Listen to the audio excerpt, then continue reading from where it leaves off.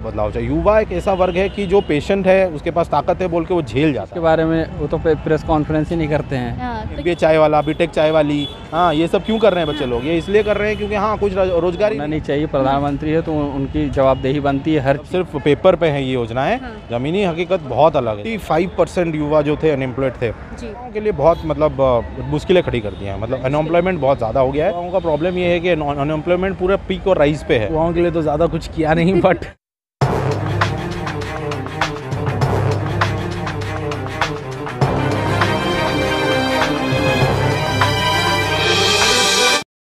महंगाई कैसी है? महंगाई ठीक है अपने हिसाब से। ऑटो कैसा चल रहा है? सही चल रहा है हमारा तो। पेट्रोल डीजल महंगा है या नहीं? अरे जब महंगा है तो उसके हिसाब से महंगाई भी बढ़ी है, तो भाई लोगों की तनख्वाहें भी तो बढ़ी हैं। फिर तो आप 1 लाख कमा रहे होगे। नहीं ऐसा कुछ नहीं है। हाँ। जब महंगाई है मैडम, तो महंगाई के अनुसार से लोगों को तनख्वाहें भी मिलती हैं। तो मैं वही तो कह रही हूँ, आपकी तो फिर तो आपकी बहुत कमा रहे हो। पेट्रोल इतना महंगा है तो आपकी तो इनकम भी बहुत ज़्यादा हो रही होगी। इनकम ज़्यादा और कम की बात नहीं है, ठीक है। दाल रोटी तो मिल रही है ना। 5 किलो राशन वाली? 5 किलो राशन ही समझ लो। अच्छा, कुछ भी समझ लो, आदमी जी तो रहा है ना। हाँ। इतना ही बहुत है। और क्या? बस इतना ही बहुत है, और कोई सपने नहीं है। और कोई सपने नहीं है। चलिए भैया, तो ईमानदारी के रास्ते पे चलते रहिए बस। ईमानदारी के, सरकार ईमानदार है या नहीं है? सरकार ठीक है अपनी जगह। मोदी जी कैसे लगते हैं? बिल्कुल सही है। किसे देख रहे हैं प्रधानमंत्री? ऑब्वियसली मोदी जी बनेंगे। और मोदी जी बनेंगे जी। क्या अच्छा कर रहे हैं मोदी जी? अच्छा कैसे क्या करें, सब चीज़ तो अच्छे ही कर रहे हैं। अब गलत में तो कुछ हमको कोई काम जो ऐसा आपको बहुत ज़्यादा प्रभावित कराओ मोदी जी का? डेवलपमेंट हो रहा है सारे ही क्षेत्र में देश का, और क्या। ऐसा हमको कुछ तो दिख नहीं रहा है कि जिसमें कुछ गलत हो रहा हो। कोई और भी गवर्नमेंट रहती तो शायद इससे अच्छा नहीं कर पाती।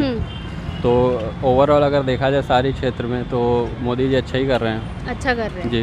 अच्छा, 5 काम पता है मोदी जी के? देखिए, मेन प्रॉब्लम ये है कि मोदी जी प्रधानमंत्री इसलिए बनेंगे क्योंकि उनके अपोजिशन में अभी कोई ऐसा स्ट्रॉन्ग चेहरा, स्ट्रॉन्ग चीज़ नहीं, स्ट्रॉन्ग ऐसा कोई अपोजिशन नहीं है जो उनको टक्कर दे पाए। तो एक टाइप से राहुल गांधी कह रहे हैं। एक टाइप से उनकी मोनोपोली टाइप है। राहुल गांधी कह रहे हैं ओपोजिशन में। राहुल गांधी का इमेज ऐसा बना दिया गया है अभी, चाहे वो खुद बीजेपी की तरफ से बनाया गया हो, जिसके उससे बनाया गया हो, कि अभी बहुमत जो है या जो मेजॉरिटी ऑफ पीपल है वो यही देख रहा है कि मोदी जी को ही वोट करें और वही प्रधानमंत्री बने। उनका अभी प्रधानमंत्री वाला चेहरा नहीं दिख रहा है राहुल गांधी का कि वो प्रधानमंत्री। भारत जोड़ो यात्रा करी, कैसी लगी आपको? जहाँ तक भारत जोड़ो यात्रा का वो है, तो फिर लोग उनको सीरियसली नहीं ले रहे एक तरह से कहा जाए तो। क्योंकि मोदी जी के सामने वो कहीं भी स्टैंड नहीं कर पा रहे हैं। कैसे, मतलब कि क्या उनमें कमी है एक जो सीरियस नहीं लेते?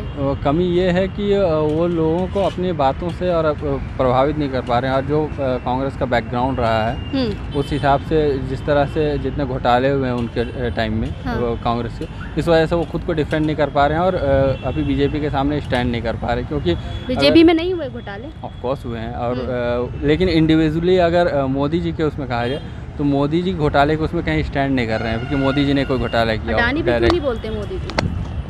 अडानी पे अब इसके बारे में मुझे इतनी जानकारी नहीं है अडानी जी के मामले में, बट ये है हाँ घोटाला, बट उनसे डायरेक्ट लिंक कनेक्ट नहीं ना हो पा रहा है मोदी जी के। बोलते भी तो नहीं है ना वो, तो वैसे किसी तस्वीरें भी दिखाई राहुल गांधी ने। वैसे तो किसी चीज़ के बारे में वो तो प्रेस कॉन्फ्रेंस ही नहीं करते हैं। तो ये सही है या गलत है? एक प्रधानमंत्री को, वो ऑफकोर्स गलत है। वही प्रधानमंत्री है तो उनकी जवाबदेही बनती है हर चीज़ में, और उन्हें देना चाहिए। मेरा एक सवाल है, आप युवा हैं, मणिपुर में आपने देखा 3 महीने से जल रहा है। अभी हाल ही में भी कम से कम 4 लोगों की मौत हुई है, अभी मुझे आंकड़े नहीं पता। तो उसके लिए जिम्मेदार कौन है? देखिए, सबसे पहले तो जिम्मेदार वहाँ की लोकल गवर्नमेंट है। गवर्नमेंट पता है आपको किसकी है? बीजेपी की है जी। तो डबल इंजन की सरकार है, डबल विकास होता है, तो वहाँ इस तरीके की हिंसा हो जाती है। 3 महीने से जल रहा है और प्रधानमंत्री विदेश यात्रा कर रहे होते हैं। प्रधानमंत्री विदेश यात्रा आप रोक करके आप मणिपुर का वो तो नहीं सॉल्व कर सकते। हाँ, वो आए थे, वापस आए थे, उनको जाना चाहिए था, नहीं जाना? बिल्कुल जाना चाहिए था। वो तमाम विपक्ष वहाँ गया था। वही एक स्ट्रॉन्ग मुद्दा है जिसको लेके विपक्ष भी घेर रहा है मोदी जी को। बट हम ये नहीं कह सकते कि एक उस पॉइंट की वजह से कोई भी इन्फ्लुएंस है कि मोदी जी प्रधानमंत्री नहीं बनेंगे उसकी वजह से। वो एक मुद्दा है जिसको कांग्रेस लेके जिसको घेर रही है और बीजेपी उसे अभी कवर अप करना चाह रही है। रोज़गार की बात करते हैं तो रोज़गार कैसा है? रोज़गार तो मैं जो कहूँगा, रोज़गार अगर कोई भी गवर्नमेंट आ जाए रोज़गार नहीं दे सकते। अगर हर आदमी ये चाहत रखे कि सरकारी नौकरी लग जाए तो दैट इज़ इम्पॉसिबल। आप करते हैं कहीं काम? जी, जॉब करते हैं हम। अच्छा। एंड हम मानते हैं कि जो भी हम 12th क्लास में थे तो हमें ये पढ़ाया गया था कि कोई भी एक इंसान अगर वो कैपेबल है कुछ भी काम करने के लिए और उसे कोई भी काम मिले, अगर वो करना चाहता है और कर रहा है तो उसे बेरोज़गार नहीं माना जाएगा। लेकिन अगर कोई भी काम वो नहीं करना वो कर सकता है, उसके बावजूद अगर वो नहीं कर रहा है तो वो अनएम्प्लॉयड नहीं माना जाएगा। लेकिन आज के युवा क्या मोदी जी कहते हैं कि अगर रोज़गार नहीं मिल रहा तो पकौड़े भी तल लीजिए। पकौड़े तल लीजिए इन द सेंस उनका ये मतलब नहीं कि आप लिटरली पकौड़े तलिए। उनका कहने का मतलब अपना कुछ स्टार्ट कीजिए, अपना कुछ कीजिए। और उसके लिए पकौड़े तलने में बुराई क्या है? वो भी तो रोज़गार है भैया। ऑफ कोर्स वो भी रोज लेकिन वही तो आजकल के माइंडसेट है ना कि मैंने पढ़ाई की है, मैंने इतनी ज़्यादा डिग्रियाँ ले रखी है, मैं पकौड़े तलूँगा, बस इसीलिए बेरोजगारी है। और बेरोजगारी का जहाँ तक सवाल है, बात करें जैसे कि मैनिफेस्टो में कहा गया था 2 करोड़ रोज़गार सालाना युवाओं को दिए जाएंगे, वो ग्राउंड पे मिले या नहीं मिले? नहीं, ग्राउंड पे वो तो नहीं मिले हैं, ऑफ कोर्स की बात है, नहीं मिले हैं। नहीं मिले। चलिए और लोगों से हम बात करेंगे। भैया किसे देख रहे हैं प्रधानमंत्री? अच्छा, प्रधानमंत्री जी नरेंद्र मोदी जी को। मोदी जी 5 काम बता दीजिए उनके अच्छे जो आपको प्रभावित करे हों। युवाओं के लिए तो ज़्यादा कुछ किया नहीं बट 5 का मतलब अगर देखा जाए तो हाँ, बाकी लोगों के लिए जैसे दूसरे वर्गों के लिए बहुत अच्छा काम किया है। हमें तो युवाओं के जानने मुद्दे, आप युवाओं के मुद्दे क्या हैं भैया? 24 में लोकसभा के अब वोट करने जाएंगे तो दिमाग में, माइंड में क्या सेट करके जाएंगे? फर्स्ट ऑफ ऑल जो मैनिफेस्टो है बीजेपी का 2027 तक डेवलप्ड नेशन बनाना चाहते हैं। सो वो डेवलप्ड नेशन तभी बन पाया जब युवा जो है स्ट्रेंथन रहेगा, रीइंफोर्स रहेगा, मतलब मजबूत रहेगा। तो आज के युवा का प्रॉब्लम ये है कि अनएम्प्लॉयमेंट पूरा पीक और राइज पे है। ग्लोबल रिसेशन चल रही है जिससे कि जो मैक्सिमम आईटी कंपनीज जो जॉब्स देती थी वो जॉब्स दे नहीं रही है, फायरिंग कर रही है ज़्यादा से ज़्यादा। एट्रिशन रेट पीक पे है। एट्रिशन रेट के साथ साथ आप अगर देखिए अनएम्प्लॉयमेंट रेट भी लास्ट ईयर का अगर आंकड़े देखेंगे 85% युवा जो थे अनएम्प्लॉयड थे जी। मतलब इंडिया में जो ग्रेजुएट 70 लाख बच्चे निकलते हैं हर साल और सिर्फ 70,000 नौकरियां हैं सरकारी तौर पर।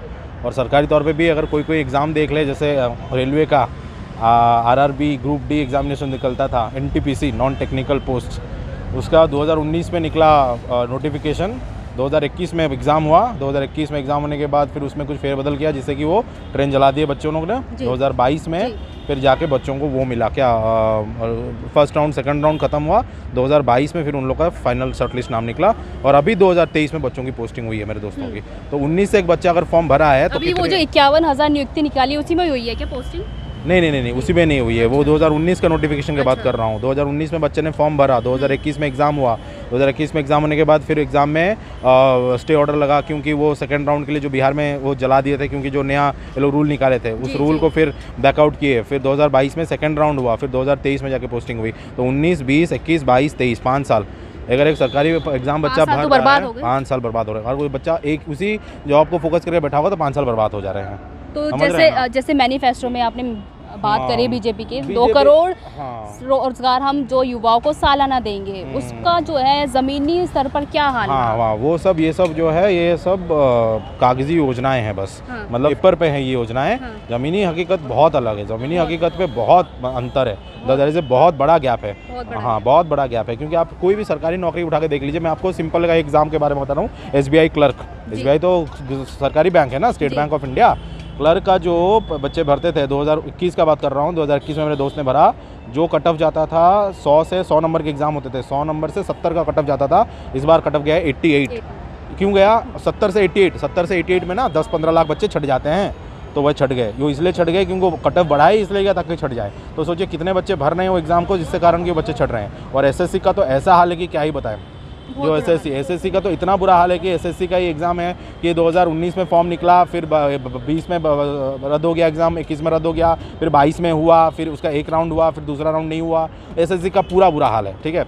बाकी कोई भी एग्ज़ाम हम लोग देखते हैं ना, बच्चे लोग पूरा दे के ख़त्म हो जाते हैं। बच्चे लोग आजकल दूसरा कोई आप देखिए चाय वाला, बीटेक चाय वाली, हाँ, ये सब क्यों कर रहे हैं बच्चे लोग? ये इसलिए कर रहे हैं क्योंकि हाँ कुछ रोजगार ही नहीं है। प्राइवेट नौकरी में कुत्तों की तरह खटने से अच्छा है कि हाँ सरकारी नौकरी में कुछ खुद का ही स्टार्ट। सरकार कहती है अगर आपको रोजगार नहीं मिल रहा तो कहीं ना कहीं आप में स्किल्स नहीं होंगे। नहीं, ये बहुत गलत बात है। स्किल सेट की अगर आप बात करें तो आप एक बात बताइए, फिर इतने इंटरव्यू, इतने जो यूनिवर्सिटीज़ हैं, इतने कॉलेजेस हैं, उनको क्यों आप ए ग्रेड सर्टिफिकेट दे देते हो? उनको क्यों सर्टिफाई कर देते हो? तो वो लोग क्या स्किल प्रोवाइड नहीं कर रहे हैं? आप बताइए, इतने सारे कॉलेजेस जो खोल रहे हैं वो क्या स्किल प्रोवाइड नहीं कर रहे हैं? तो उनसे जो बच्चे निकल रहे हैं वो फिर कैसे स्किलफुल नहीं है? ठीक है, मान लीजिए कि एक बच्चा स्किलफुल नहीं है, 2 बच्चा स्किलफुल नहीं है। मेरे क्लास में जो 9 पॉइंटर वाला बच्चा था इंजीनियरिंग का, वो भी आजकल बेरोजगार बैठा है। वो क्यों बेरोजगार बैठा है? वो तो दिन का 19 घंटा, 18 घंटा पढ़ाई करता था। वो क्यों बेरोजगार बैठा है? वो इसलिए बैठा है क्योंकि गेट का एग्जाम का जो कट ऑफ है वो बहुत हाई चला गया मैकेनिकल का। देश हमारा आज चांद पे चला गया, नाम रोशन किया है। कहीं ना कहीं युवा चांद पर गया या नहीं गया? वही सब उपलब्धियां मैं आपको गिनाना चाह रहा था। इसरो की जो चंद्रयान 3 हो गया, अभी जैसे आदित्य 2 लॉन्च हुआ है, आदित्य L1 लॉन्च हुआ है, आदित्य 2 भी बोलते हैं, तो वो लॉन्च हुआ है। तो कुछ क्षेत्र में बहुत अच्छा मतलब किए हैं, जैसे मेक इन इंडिया का प्लान करके, जैसे बड़ी बड़ी कंपनियों उसको इंडिया में आके लॉन्च, एप्पल अपना स्टोर खोला है दिल्ली में, ठीक है, बड़ी बड़ी बाहरी कंपनियां आके जो निवेश की है, ठीक है, तो वो सब है, कुछ है। बट हाँ, युवा मुश्किलें खड़ी कर दी हैं, मतलब अनएम्प्लॉयमेंट बहुत ज़्यादा हो गया है, जिससे कि दूसरे वर्गों के लिए सही है, पेंशन स्कीम बढ़ा दी है, बदलाव होना चाहिए नहीं? हाँ, युवाओं के लिए बहुत बदलाव चाहिए। युवा एक ऐसा वर्ग है कि जो पेशेंट है, उसके पास ताकत है बोल के वो झेल जाता है, ठीक है, बाकी लोग झेल नहीं पाते हैं बोल के, जैसे बुजुर्गों के लिए सरकारी नेशनल पेंशन स्कीम के तहत पेंशन का पैसा बढ़ा दिए, तो वो उन लोग के लिए फ़ायदा है ना, हम लोग के लिए क्या फ़ायदा है? हम लोग के लिए फ़ायदा नहीं है। बच्चों के लिए ये कर दिए कि हाँ 2-3 क्लास तक कोई एग्ज़ाम नहीं होगा, तो वो हाँ छोटे बच्चों के लिए फ़ायदा है, हम लोग के लिए क्या फ़ायदा है? वो ऐसा कुछ नहीं है। तो वही, और 11-12 का जो एग्ज़ाम सब वो निकाल दिए, तो वो सब है, मोदी जी ने काम किया है, लेकिन सब वर्गों के लिए काम नहीं किया है, ये मैं बोलूँगा। बहुत बहुत शुक्रिया बातचीत करने के लिए। आपने सुना कि तमाम हमने यहाँ पर युवाओं की बात जानने की कोशिश करी कि युवाओं के मन में क्या है, क्या चल रहा है लोकसभा चुनाव को लेकर।